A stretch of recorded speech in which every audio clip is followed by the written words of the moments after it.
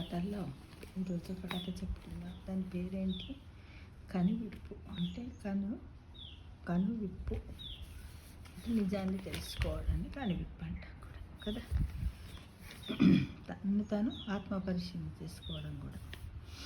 ఏంటంటే కథ పేరు కనువిప్పు. నీలగిరి అడవిలో సింబా అని సింహం పిల్ల ఉంది. అది ప్రతి చిన్న పనికి దాని అమ్మా నాన్నల మీదనే ఆధారపడి. ఇప్పుడు మన ఇంట్లో కూడా పిల్లలు కొద్దిమంది ఏమో పని చేస్తామంటారు, కొద్దిమంది ఏమో నువ్వే ఇవ్వాలి మమ్మీ, నువ్వే చేయాలి మమ్మీ అంటూ ఉంటారు. నాలా పనులన్నీ సొంతంగా చేసుకోవాలని చిన్నప్పటి నుంచే అన్ని పనులు చేయడం అలవాటు చేయాలని కూడా మన ఇంట్లో వాళ్ళం అనుకునేవాళ్ళం. అలానే ఈ సింహం కూడా, ఈ సింహం చేసే పని ఏంటిది? వాటి ఒక్కటి వేటాడడం నేర్చుకోవాలని తల్లి ఎంత చెప్పినా విసుక్కునేది. మన ఇంట్లో పిల్లలు ఎట్లా విసుక్కుంటారో అది కూడా విసుక్కునేది. నీ పనులు నువ్వే చేసుకోవడం నేర్చుకుంటే మంచిది, భవిష్యత్తులో కష్టాలు రాకుండా హాయిగా జీవిస్తావని ఇతర జంతువులు చెప్పిన వాళ్ళ మీద కూడా కోపం ప్రదర్శించేసి బాయ్ మేము చేసుకుంటా, మా అమ్మ నాన్న ఉన్నారు వాళ్ళే చేస్తారు, మీరు ఏదైనా చెప్పేది అనేది అనమాట. అలా దానితో మన ఇంట్లో కూడా కొంతమంది పిల్లలు అలానే ఉంటారు. కానీ అలా చేయడం కూడా మన తల్లిదండ్రుల తప్పే. ఎందుకంటే మనం ఉన్నప్పుడు వాళ్ళు ఏమేమి పనులు చేస్తున్నారని మనం చూసి తృప్తి పడవచ్చు. అమ్మ నేనున్నా లేకున్నా మావాడు బ్రతకగలడు అనే నమ్మకం కన్న తల్లిదండ్రులకు రావాలి. అలానే సింహం కూడా తను కూడా అలానే అనుకుంటుంది, నా సింబా వేటాడడం నేర్చుకుంటే బాగుంటుంది.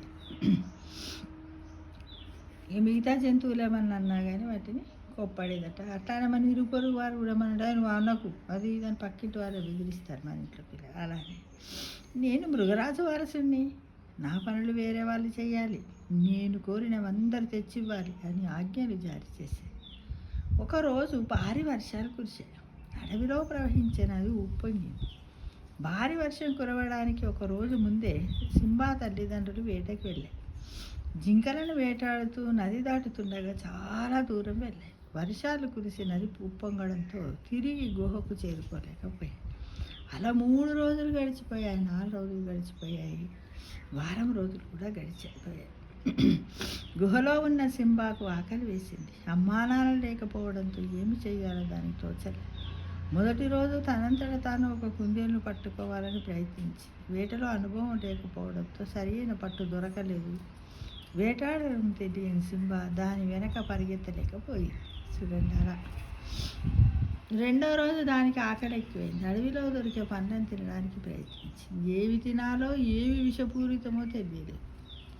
తనకు వేట తెలిసేదాకా ఆకలి తీర్చుకోవాలి కాబట్టి చెట్టు మీద ఉన్న కోతిని పండు రాల్చమని బతిలాడి. నువ్వు మృగరాజు కొడుకువి, నీకు మాంసాహారం కావాలి, నాలా పండు తినలేవు అంది కోతి వ్యంగ్యంగా. ఏం చెయ్యాలో తెలియలేదు సింబాకి. వాళ్ళ మాటల్ని ఆ దారిలో వెళుతున్న ఒక పులి ఆలకించింది ఉన్నదన్నమాట. తాను వేటాడిన జంతువు మాంసాన్ని సింబాకి ఇచ్చి ఆకలి తీర్చింది. 3వ రోజు సింబాకి దాహం వేసింది. నీళ్ల కోసం దగ్గరలోని మడుక్కు వెళ్ళింది. అక్కడ ఒక అడవి పందిని చూసింది సింబా. అది తనని గాయపరుస్తుందన్న భయంతో వెనక్కి తగ్గింది. నీళ్లు తాగడానికి వచ్చిన ఇతర జంతువులు సింబా పిరికితనాన్ని చూసి నవ్వాయి. మృగరాజు కడుపున పిరిగి బంద పుట్టింది, సిగ్గు సిగ్గు అని. తనలో ఉన్న శక్తిని ఎలా వాడాలో తెలియక తన అసమర్థతపై కోపం వచ్చింది సింబాకి. అమ్మా నాన్నల మాటల్ని వినిపించుకోనందుకు బాధపడింది.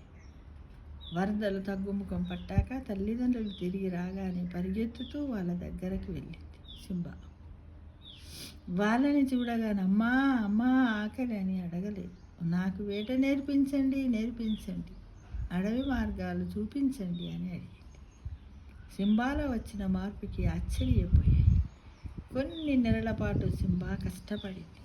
వరదల సమయంలో అది పడ్డ కష్టము దానిలో నేర్చుకోవాలనే కసిని పుట్టించింది. ఇతరులపై అతిగా ఆధారపడడం వల్ల తమలో ఉండే సహజ సామర్థ్యాలను కోల్పోతారని, నిత్యం సాధన చేస్తూ మెరుగుపడినప్పుడే ఎదుగుతారని సింబాకి తెలిసొచ్చింది. కనువిప్పు కలిగింది. తనను తాను తెలుసుకోగలిగి ఇంత ఉంటుంది కదా తల్లి. కానీ తనను ఎప్పుడు కానీ ప్రతి ఇంట్లో పిల్లలు కానీ పెద్దలు కానీ ఎవరైనా సరే, ఇప్పుడు జంతువుల గురించే కాదు, మనం కూడా సంఘంలో అన్ని పనులు నేర్చుకోవాలి. అవసరం ఉన్నప్పుడు మనంతర మనం చేసుకోవడానికి ఉపయోగపడుతుంది. కానీ ఇలా సింహంలో సింబాలాగా బాధపడతాం. కాబట్టి ప్రతి పని నేర్చుకోవడానికి ప్రతి ఒక్కరు, చిన్నలు పెద్దలు అందరూ కూడా ముందుండాలని, మరి మీరందరూ కూడా ఈ కథ ద్వారా నిజాన్ని తెలుసుకొని మీ అంతలో మీరే కనువిప్పు అవుతారని ఆశిస్తున్నాను.